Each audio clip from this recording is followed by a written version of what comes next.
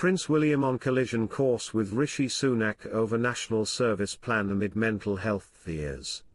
Prince William is said to have concerns with Rishi Sunak's plans for national service, potentially putting the future king on a collision course with the PM. Mr. Sunak unveiled proposals for a grandkids army if his party wins July's general election. Teens would be obliged to sign up for a year of paid military service or work in the community for a weekend every month with no pay. But the Prince of Wales is said to have expressed worries about throwing youngsters into military life. Welcome to Royal Pancakes. If you are new here, please don't forget to subscribe and click the notifications bell, so you don't miss any news about the British monarchy. A source in the Daily Mail said William knows the perils of being unprepared for the demands of military life, and the emotional strain it can bring.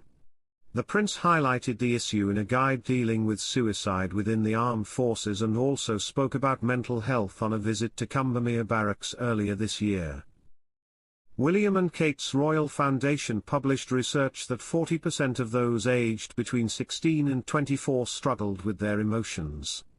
Talking last year about dealing with his own mental health, William, who completed 7 years of military service with the RAF, said, "For me, just general maintenance, general mental well-being. Things like walking, fresh air, getting away from screens is a big deal. Having a laugh. Humor for me is a big deal, I love to laugh. You've got to look at the lighter things in life sometimes to feel good. Time with my friends, time with my family. Things like that really matter to me." Mr. Sunak claims the national service plan will keep kids out of trouble. He said, "I think it will be really brilliant for young people to have this rite of passage that they go through with everything that it teaches them and just keeps them out of trouble. I've talked to so many parents worried about what their kids are doing in the evenings, at the weekends. So I think this will be wonderful for young people, but I also think it'll be great for our country." Discussions have begun within the royal family to decide if Prince Harry and Meghan Markle should have their titles stripped from them. The Duke and Duchess of Sussex stepped away as working royals in recent years, and many believe they should have relinquished their titles at the time. But sources have said King Charles is now considering the move following years of feuding and anger since the couple moved to California with their children.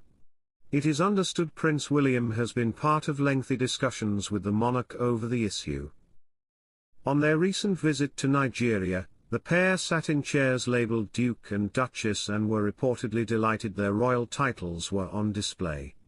Speaking to the Mirror, royal author and expert Tom Quinn said the pair have had lengthy discussions about stripping Meghan and Harry of their royal titles, but they are terrified this would backfire and make the situation worse.